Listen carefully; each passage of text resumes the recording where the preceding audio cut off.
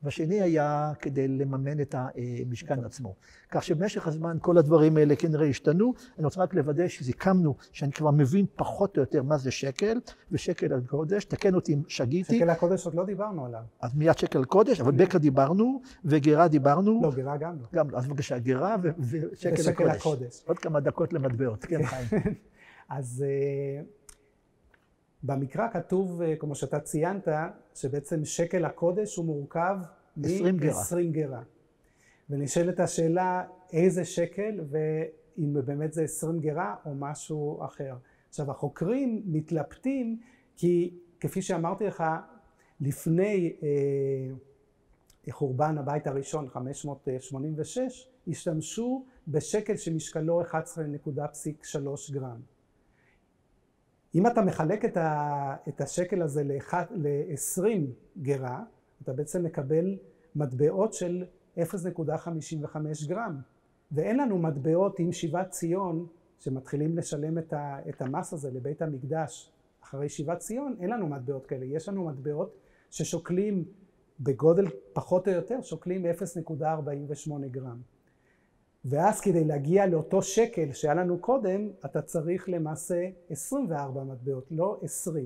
אז היו חוקרים שאמרו שההחלפה היא 24 גרה לשקל. היו חוקרים אחרים שאמרו, לא, יש פה שתי מערכות של שקלים. יש את השקל הקודש, שאותו מחלקים אותו ל-20 גרה, ויש את השקל היומיומי שהוא מחולק ל-24. ואם זה הכוונה, כנראה ששקל הקודש, המשקל שלו לא היה כמו המשקל של השקל של המאה השביעית, שישית, שהוא 11.33 גרם, אלא כנראה מדובר בשקל שמשקלו, אם אתה לוקח 20 גרה של 0.48 גרם, והנה פה יש לנו גרה מהתקופה הזאת, זה מטבע, אתה רואה מטבע קטן, שטבעו אותו בפחוות יהודה, במאה הרביעית, זה מטבע שמתוארך פה ל-350 עד 333, זה הגרה. המשקל שלו ממוצע 0.48 גרם. כפול 20, זה מגיע כפול 20 אתה מגיע ל-9.6 גרם, שהוא שווה ערך לנצף, שהוא 5 שישיות של השקל. הנצף, הנה יש לנו פה משקולת שכתוב עליה נצף. הבנתי. וכנראה שבתקופה של שיבת ציון, שקל הקודש, כנראה לא שקל את מה שהוא שקל קודם, אלא הוא שקל כנראה קרוב ל-9.6 גרם, וזה המשקל. זה כנראה מסביר את זה, כמובן שהכל פה תיאוריות, ויש פה חילוקי דעות בין החוקרים. אני כבר בנקאי לא אהיה, ואני בטוח שהיו חיים מרתקים עוד עם כל המטבעות האלה.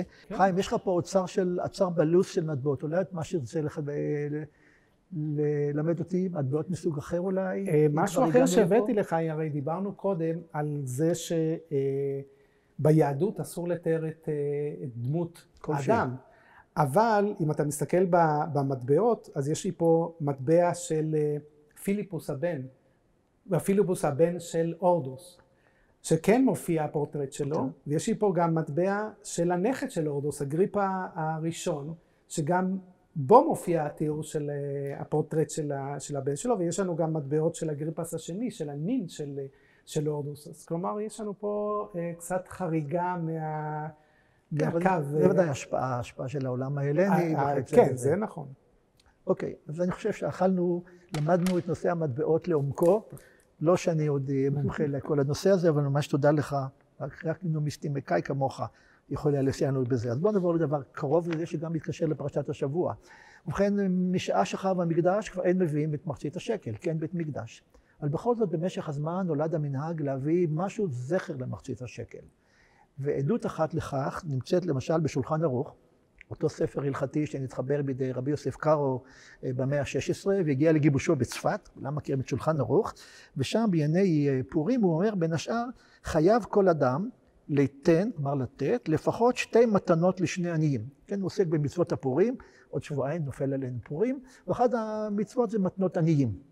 על ההערה הזאת של רבי יוסף קארו, תזכור איש המזרח, הוסיף הרמ"א, רבי משה איסרלה, שהוא עדכן את השולחן ערוך למסורת האשכנזית, מה שנקרא המפה של השולחן, מאוד מעניין, יש שולחן ערוך ויש מפה ויש כלים. במפה הוא אומר, יש אומרים אני מצטט, שיש לתת קודם פורים מחצית מן המטבע הקבוע באותו מקום ובאותו זמן. כלומר, לתת בצרפת חצי פרנק, ובארצות הברית $0.50, ובישראל חצי שקל. זכר למחצית השקל שהיו נותנים באדר. ומאחר ש3 פעמים, כך כתוב 3 פעמים, אל תתקיף אותי, המילה פעם היא גם זכר בעברית. פעם זכר ונקבה. זה כמו מטבעות, גם מטבעות זה זכר ונקבה. תמיד תהיתי מה אומרים מטבע גדול או מטבע גדולה. תראה, זה טוב למישהו שעלה לארץ, ויש בעיות זה, אז תמיד אני אומר לפחות את המטבעות, בגלל זה עסקתי במטבעות. תודה, מטבעות. בכל מקרה, מאחר ש3 פעמים כתוב בפרשה המילה תרומה, יש לתת 3 או 3 מטבעות.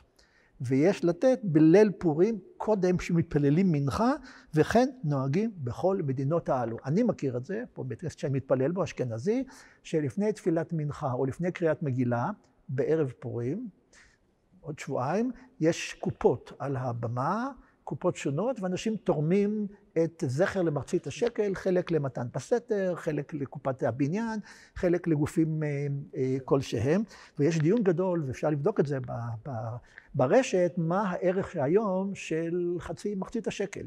אם אני רוצה לתת מחצית השקל, יש 3 שיטות. שיטה אחת, 3 מטבעות של חצי שקל. זו חצי שקל, זה המטבע הנוהג היום. לפי שיטה אחרת, לנסות לראות מה הערך של 11 נקודה משהו גרם של כסף, ואז יוצא משהו כמו, לאחרונה ראיתי 27 שקלים, 92 אגורות, יש להניח שיקלו את זה ל-23 שקלים, ויש שיטה שנותנים שקל אחד בלבד, ולא סומכים על השילוש הגדול הזה. קודם כל זה מאוד מעניין לראות מה קורה בבתי כנסת היום, שמנסים לקיים את זכר מחצית השקל. אני רוצה לעבור עליו, לפני זה אני לא יכול שלא לראות את האוצר הגדול שהבאת לנו. יש פה עוד משהו שאתה חושב שיעניין אותי או את מי שמקשיב לנו? מה שיכול לעניין אותך זה גם כן, אם אנחנו עוברים, דיברת על, אנחנו מדברים על התקופה של החל מהמאה ה-15, 16, אחרי ימי הביניים. באירופה, בגלל ההתעניינות בכתבי הקודש, גם בברית החדשה וגם בתנ"ך, למעשה התחילו ליצור מטבעות, מה שאנחנו קוראים מטבעות דמיוניים. ומה זה מטבעות דמיוניים? יש לנו פה מטבע של משה, יש לנו פה מטבע של דוד ושלמה המלך, ירושלים. איפה תבעו אותם? תבעו אותם, לא תבעו אותם, אלה יצקו אותם דווקא. כי מטבעות עתיקים טובים, ותלה את רובם יצקו אותם. זה מטבעות יצוקים שמתחילים כנראה במאה ה-15, מאה ה-16, והם ממשיכים עד כמעט ראשית המאה ה-20. היה להם ערך כלשהו אפשר לקרוא? לא, הערך היחיד היה להם למי שיצר אותם, התחילו חלק מהייצור, זה היה לזיכרון. כמו מדליות. כמו מדליות, כן. ופה אם דיברת על פורים, אז יכול להיות שהנה מטבע כזה שהוא מטבע דמיוני של חצי שקל, דבר כזה יכלל יהודי לתת למישהו ולהגיד, הנה אני נותן לזכר בית המקדש מטבע שהוא חצי שקל, הוא לא האמיתי, אבל הוא משהו דומה. אבל אתה מבין שמהר מאוד גם התחילו להשתמש במטבעות האלה, כי אנשים לא ראו את המטבעות האמיתיים, ולמכור אותם כאמיתיים. אוקיי? תראה, בשבילי מטבע דמיוני זה הביטקוין, אבל עזוב אותי, אני לא מבין בכלל בנושא הזה, ואני חושב שהנה, נוכל להיפרד מהמטבעות ולעבור לנושא אחר. אבל רק תוספת, כדי שאנשים יבינו שאותם המטבעות הם בעצם באמת אמיתיים, אז יש לך פה מטבע של שלמה המלך, וכתוב שקל כשר. בשפה. במין פסאודו עברית כזה, איפה זה עברית שאתה יכול לקרוא את זה. שקל כשר, ואז מי שיבחין במטבע, אז הוא הבין שהמטבע הוא באמת אמיתי. יפה, אוקיי. אין גבול לכל התחום הזה של המטבעות, מן הסתם. בכל מקום, אני זוכר, מזכיר, מלכתחילה הכוונה הייתה לאסוף כספים ככפרה על עצם המפקד. הסתבר שמאז ומתמיד, לפחות מימי המקרא וגם בחברות אחרות, לספור אנשים נתפס כדבר מסוכן, פותח פתח לעין הרע. עין הרע, יש הרבה אנשים שאומרים אין דבר ברכה אלא בדבר הסמוי מן העין. יכול לשאול יהודי כמה ילדים יש לך? אז הוא אומר תודה לאל יש מספיק, ולא ימנה אותם כדי שלא לפתוח פה לשטן. הדבר הזה מופיע בהרבה מאוד חברות, וגם בהקשר הזה של המפקד במשכן ובמדבר. בתלמוד הבבלי אומר רבי יצחק, אסור למנות את ישראל, אפילו לדבר מצווה. כלומר, לא למנות בני אדם.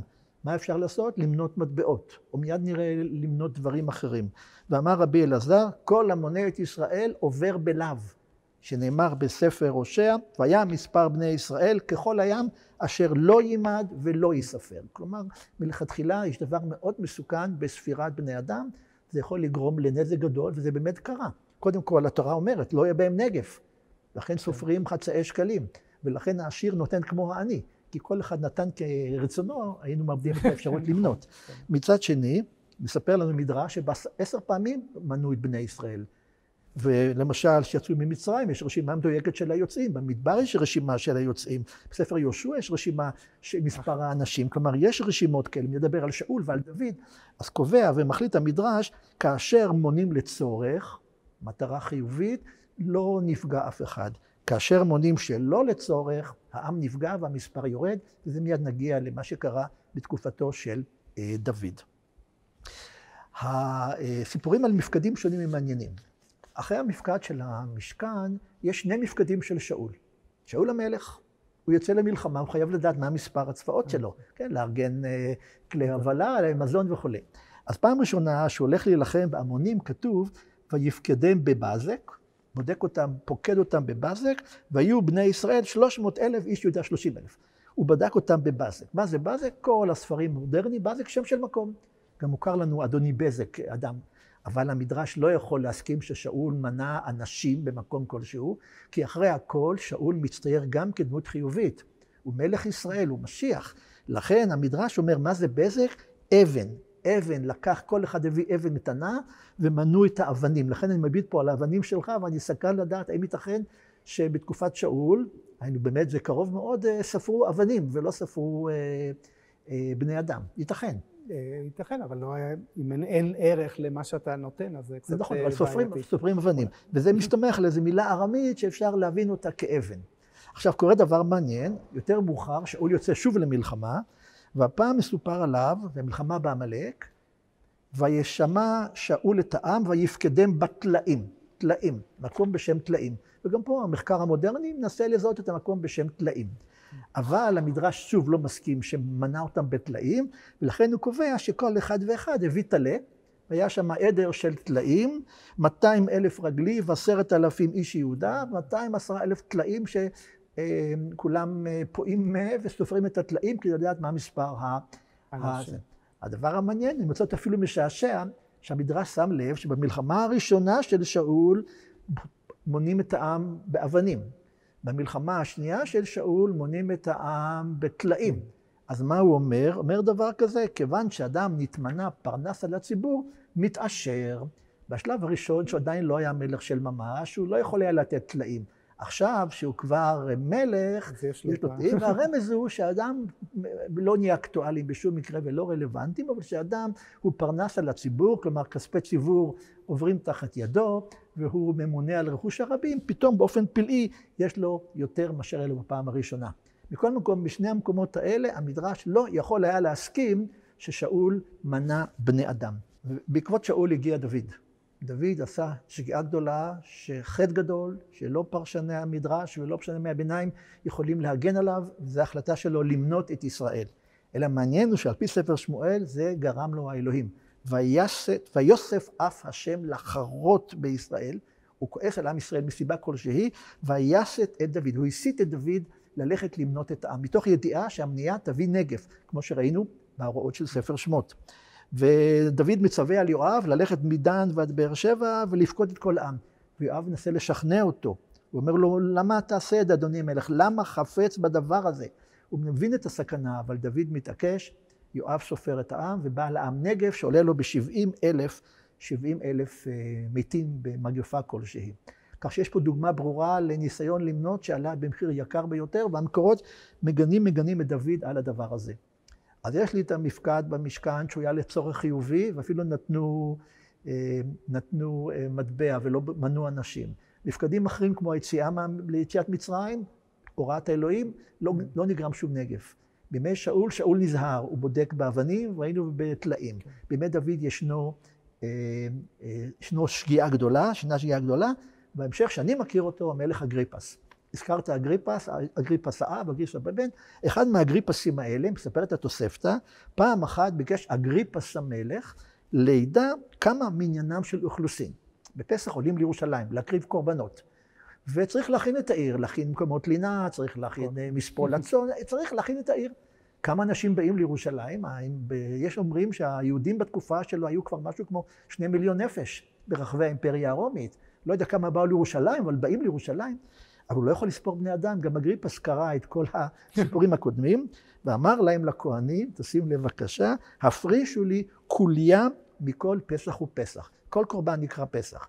מכל קורבן פסח הוא ביקש לשים בצד כליה אחת, קדנית. כליה אחת, תאר לך הר של כליות שעמדו שם בצד, וכליות מותר למנות, וכאשר מנו, מצאו שהיו שם 600,000 זוגות של כליות. כלומר 1,200,000 כליות, ערימת ענק של כליות, כמספר הקורבנות שהובאו לירושלים. אז מזה עושים את המעורב הירושלמי? לא חשבתי על זה, אולי, אבל אומרים שהכליה דווקא דבר טעים. אבל תזכור, כאשר מדובר על 1,200,000 כליות, ואומרים לי, כמה אנשים, אני מזכיר לך, קורבן פסח הביאו תמיד משפחות של 10 לפחות. כך שאם היו שם 1,200,000 כליות, באו לירושלים לפחות 12 מיליון נפש. זה כמובן קצת מוגזם, אף חוקר יהדות קדומה לא ידבר על עם כזה גדול, אבל מעניין שגם אגריפס מונה בכליות. אז אפשר למנות במטבעות, אפשר באבנים, אפשר בטלאים, אפשר בכליות, ופה הגענו לבעיות ימינו שלנו. מאז שהמדינה מקיימת מפקד, ויש לעשות מפקד כמובן, אחת לכמה שנים, כי מדינה לא יכולה לפעול בלי הדברים האלה. יש שאלה גדולה, בייחוד בחוגים שמרניים קיצוניים, ברור שבחוגים החרדים במיוחד, האם מותר למנות את בני ישראל? והיו התנגדויות. אפשר לבדוק ולראות ברשת שכל פעם שהיה מפקד, הייתה התנגדות למפקד הזה. ויש לי פה 2 עניינים מעניינים לגבי הדבר הזה מפוסקי ימינו, כדי לגמור את התמונה. התחלנו במשכן, עברנו דרך בית שני, המקדש, היינו בשאול ובדוד, אגריפס נעבור לימינו. הרב עובדיה יוסף, גדולי הפוסקים של דורנו, כמובן לא צריך להציג אותו, דן בשאלה הזאת של מניין בני אדם, והוא אומר שגם ברמה שזה דבר מאוד בעייתי, ויש להאמין בעין הרע, זה לא דבר חוכא ואטלולא, והוא מביא את הדוגמה למניין אנשים לתפילה. אתה יודע, צריכים מניין לתפילה. המילה מניין, צריכים למנות את האנשים. אבל אני לא יכול לספור את מספר האנשים בבית הכנסת, אם יש כבר 10, קיבלו 10 אנשים, אני לא יכול לקיים את החובה של תפילה בציבור, אז איך מונים? חס ושלום לא למנות 1, 2, 3, משום שאתה בזה מונה בני אדם. אז הוא מציע לומר זה על פסוק שיש בו 10 מילים. לצטט פסוק ב10 מילים, ותוך כדי אמירת הפסוק להעביר את הראש מאדם לאדם, ואז אתה יודע כשיש לך 10. מה הפסוק? הושיע את עמך וברך את נחלתך, וראם ונשאם עד העולם. זה הפסוק, הושיע את עמך, זה גם שיר ידוע. ואתה נושא עד העולם, שיש לך עולם, יש לך מניין. לכן ביידיש אוילם פירושו מניין. יש אוילם אפשר להתפלל. למה יש אוילם? כי הגענו עד העולם. אבל הוא גם מציע פסוק אחר, אולי יותר מתאים. ואני ברוב חסדך אבוא ביתך, אשתחווה אליך על קודשך ביראתך. פסוק מתהילים, הוא אומר, זה מנהג מעולה, וכך, אני ראיתי מקומות שאומרים, לא 1, לא 2, לא 3, לא 4, גם כן שיטה לספירה, איזה מין רתיעה לספירת בני אדם. אבל בוא נסיים ברבי דוד חיים הלוי, הוא היה רב ראשי של תל אביב, גם כן רב ספרדי, ידוע מאוד, ודעתי גם מעולה מאוד בפסיקות שלו, והוא אומר, יש צורך במפקד. אני מצטט מתוך דבריו, יש צורך מסוים במפקד, לא כדוד, המלך שמנעם ללא כל צורך, שכן בהתאם לתוצאותיו יודעת הממשלה מספר אזרחיה, לפי גילם, ומכינה תשתית כלכלית, חינוכית, כיתות לימוד הוא אומר, דיור לפי הצורך וכדומה, וייתכן שגם צורך מצווה יש במפקד זה, שבאמצעותו יודעת עם מספרם של יוצאי הצבא, בשנים הבאות לפי גילם, ומכינה את כל הדרוש לגיוסם לצורך הגנת הארץ. והגנת הארץ היא צורך מצווה הוא כמובן, ולכן ברור שאין שום ספק בהיתר עריכת מפקד אוכלוסין. את הפסיקה שלו לא קיבלו כולם. עדיין אתה תראה שעכשיו יהיה אמור להיות ב-2021, כנראה נדחה ל-2022, מפקד, שוב נראה בעיות, אנשים שסרבו להשתתף במפקד, או לכל היותר אמרו, אני מוכן לשלוח שאלון, תספרו את השאלונים ואל תספרו בני אדם. כך שמה שהתחיל בתקופה הקדומה, התגלגל עד ימינו שלנו, בנושא חשש ממפקד. אני רואה בעיניך שאתה רוצה להראות לי עוד משהו לסיום. טוב, לסיום, אז אני לא יכול לא להראות לך משהו. בבקשה, אם כבר אני אנחנו כאן. נמצאים במוזיאון, אני אז כאן. רציתי להראות לך, אם דיברנו על רבע השקל... אני יכול לנחש? אני יכול לנחש או לא אתה יעלה? יכול לא לנחש, אצליח. כן. אוקיי, לא אצליח, כן. תראה, אם תוכל לקרוא מה כתוב על המטבע, לא, זה קטן מדי עבורי. על המטבע הזה כתוב האותיות בארמית, י' ה' ד'. יד. כן, יד. זה פחוות יהודה, והמטבע שאני מחזיק ביד הוא מטבע יחיד במינו בעולם, יש רק אחד כזה בעולם, והוא מהמטבעות היהודים הראשונים, מטבעות מפחוות יהודה הראשונים שנטבעו לקראת סוף המאה החמישית או ראשית המאה הרביעית לפני הספירה. בתקופה הזאת כנראה לא ידעו עוד איך לטבוע, לא היה את ה-know של איך לטבוע את המטבעות בירושלים, אז כנראה טבעו את זה בפלשת עבור יהודה, אבל אם אתה מחזיק מטבע כזה... איך אתה מסביר את העובדה שיש רק אחד בלבד כזה? א', תראה, לא מטבעות שטבעו בכמויות קטנות בעת עתיקה, אז כמובן שעוברים בימינו להיות הרבה יותר נדירים, הם היו נדירים גם בעת עתיקה. ומה שקורה פה, שזה מטבע, כמו שאתה רואה, הוא רבע שקל, הוא גדול. כמו שאמרתי לך, המטבעות הרגילים שטבעו בפחוות יהודה בתקופה יותר מאוחרת, זה הגרה שהוא בעצם כמעט שישית מהמטבע הזה. אז כנראה שלא השתמשו בהם לאורך הרבה מאוד זמן, גם לא השתמשו בהם לתשלום בכלל בירושלים, כנראה זה לתשלום של תשלומים צבאיים. חיים, תגיד את האמת, יש ערך כספי למטבע הזה היום? המטבע... אם היה מופיע במכירה פומבית? אם הוא היה מופיע במכירה פומבית, אני מניח שאפשר למכור אותו בעיניי לפחות 2-3 מיליון דולר כמינימום. עוד פעם? בין 2 ל3 מיליון דולר כמינימום. זה כמו בול נדיר חד פעמי כזה. לא, ואם זה גם מטבע נדיר, ואם המטבע הוא מיוחד, ומה זה מכירה פומבית, אם אתה רוצה לקנות אותו, ואתה מאוד עשיר ואני רוצה לקנות אותו, המחיר יכול להגיע, אין גבול למחיר, והוא יכול להרקיע שחקים. אני חושב שטוב מאוד שהתורה קבעה שכל אחד מביא חצי שקל, העשיר לא ירבה, והדל לא ימעיט, כדי לא לאפשר למי שיש לו את האפשרות הכלכלית, לנצל את העובדה הזאת כדי לקנות מודעות כאלה. אני חושב שזה היה סיור מאוד מרתק בעולם המטבעות. מחר שנקרא את זה בבית הכנסת, אני אבין יותר את מה שאנחנו קוראים, ואם ישאלו אותי חברים, אני גם אוכל להסביר.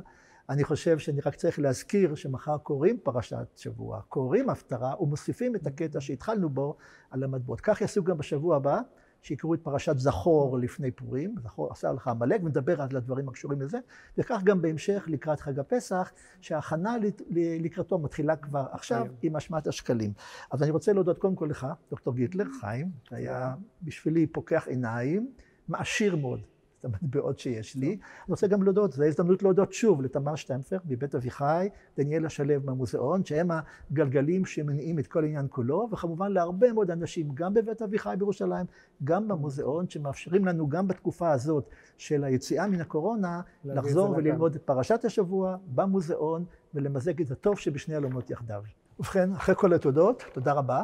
גם למקשיבים, למאזינים, תודה רבה, שבת שלום, ונתראה בשבוע הבא. שבת שלום, תודה רבה.